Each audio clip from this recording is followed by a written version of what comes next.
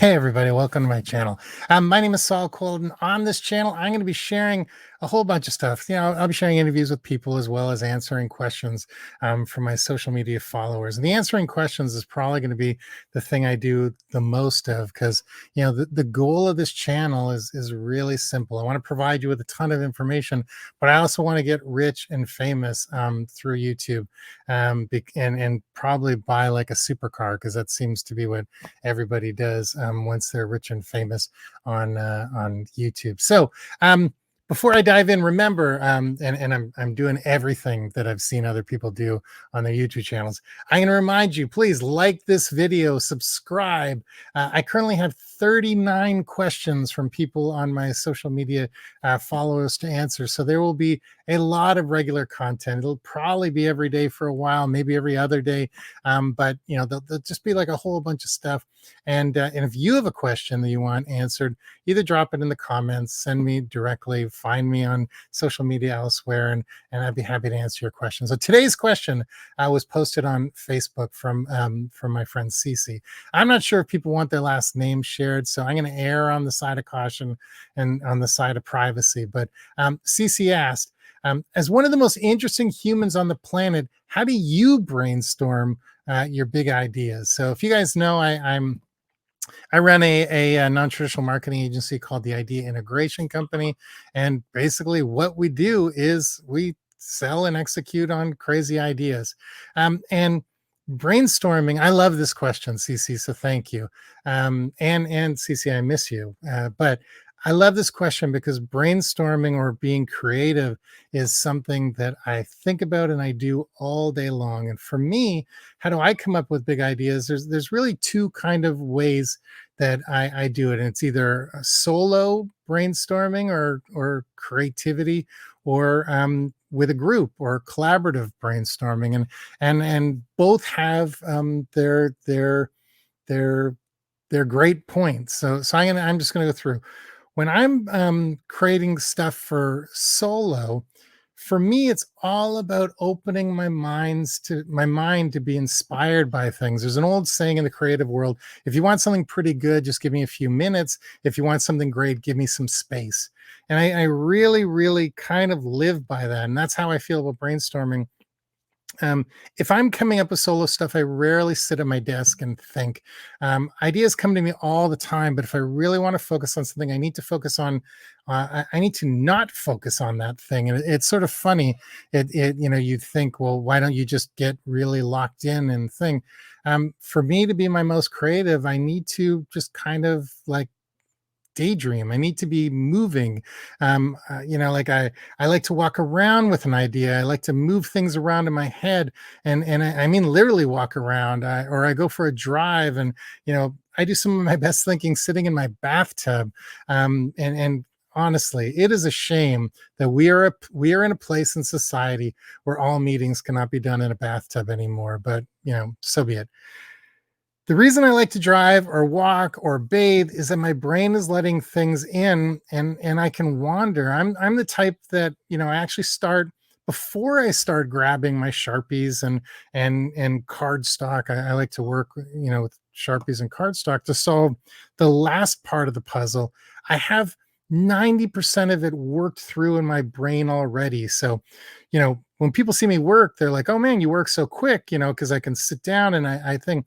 But I've maybe spent 3 hours, through my process or whatever, because ideas are kind of like a puzzle, or they're kind of like math. You move things around and it doesn't work this way, so maybe it'll work this way, and you just keep, you know, trying to crack that code.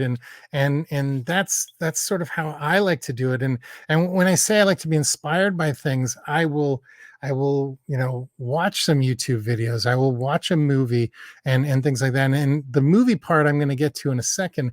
But really, for me, when I need to brainstorm an idea, I try to really think about anything else but that idea, and sort of allow myself. I'll look at art, I'll look at pictures, I'll look at anything. But daydreaming is really how I do it, and then it sort of comes to me when I'm working with a group. When I'm brainstorming with a large group, I take a bit of a different approach.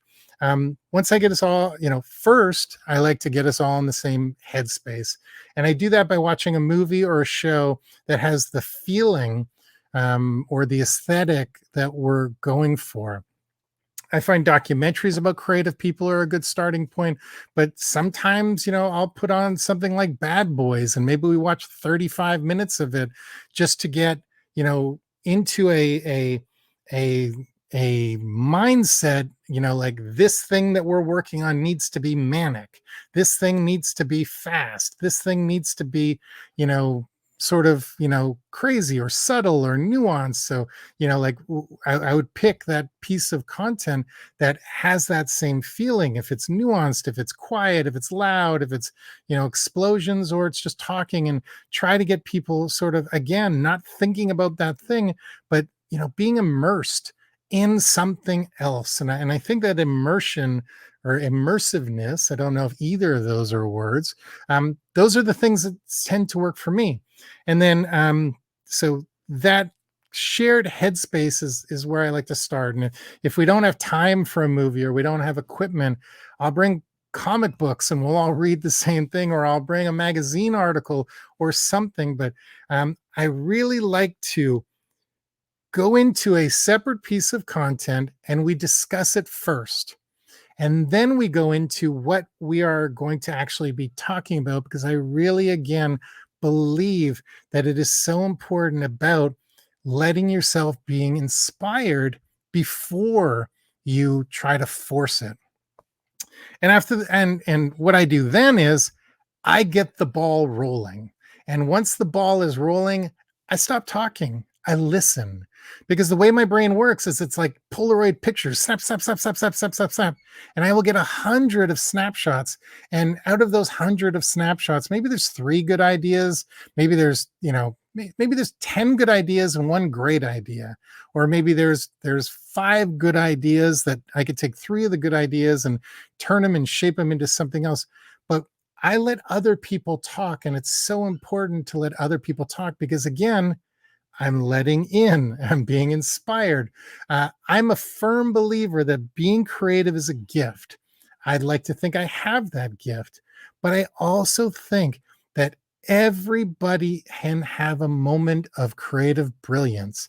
And I also live by the notion that the best idea always wins. The best idea in the room always should win, even if it's not my idea. You know, Anybody from the highest paid person in the room to the lowest paid person in the room, they can have that one moment where it clicks and their idea is perfect.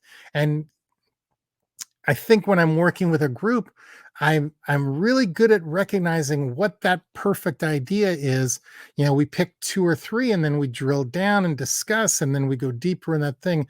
But as the creative person in the room, I should not be the only one giving the ideas. I should not be the only one forcing people into my way of thinking. I want to trap that moment of brilliance by anyone who's had it in the room, and I really want to capitalize on that and make it great. So I identify it, and then we drill down on it and we go deeper on that. But so to sort of get back to the focus, number one thing is to allow myself to be influenced either by people, content, others, weather, sitting out in the sun, going for a walk, reading the newspaper, any of that stuff. It's so important. I don't focus on the thing that I want to focus on first. I focus on something else first, just to try to get into where I want to go. For me, again, it's about moving around and doodling and drawing and trying things and throwing them out and all that stuff. But I'd say, when it's a group, it's always, for me, it's about setting expectation, setting the mood, setting the environment, and then letting other people be great. Listen. identify what that great idea is. Maybe it's mine, maybe it's someone else's, I don't know. And then expanding on it and going sort of full into, wherever that idea takes me. So, Cece, I hope that was helpful. I hope I answered your question. Hope you let you in a little bit behind the green door. There's like a 70s pornography reference, if anyone got it, but let you in to sort of how I work, how my brain works and stuff like that. And ideas can really come from anywhere. They can come from anybody. I think, when I said that anybody can have that moment of brilliance, I think the difference between those flashes of brilliance and truly creative people is I have those moments consistently where, anybody can have that moment, occasionally. But as a creative person, it is so important. Like, I have a huge ego, and one of the questions in a later video is about my ego, but also it's really important to, because I have a big ego, I love my ideas, but also because I have a big ego, I believe that I know what the best idea is, and I can identify that best idea and run with it as the group, even if the idea isn't mine. So I hope this answers your question. Thank you, Cece. You're the first one. Like I need like a thermometer showing how much money I've made so far on these videos. So far, it's nothing, but this is the start, hopefully, to something really big.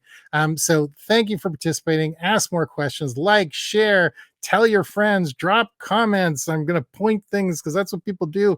I don't know if there might be anything to point to, but I can do a lot of these videos. Hopefully they're helpful. The goal is to have a little fun, share some information, and really just to like get rich and famous, like I keep saying. So thanks for watching the first one, and hope you stick around for more.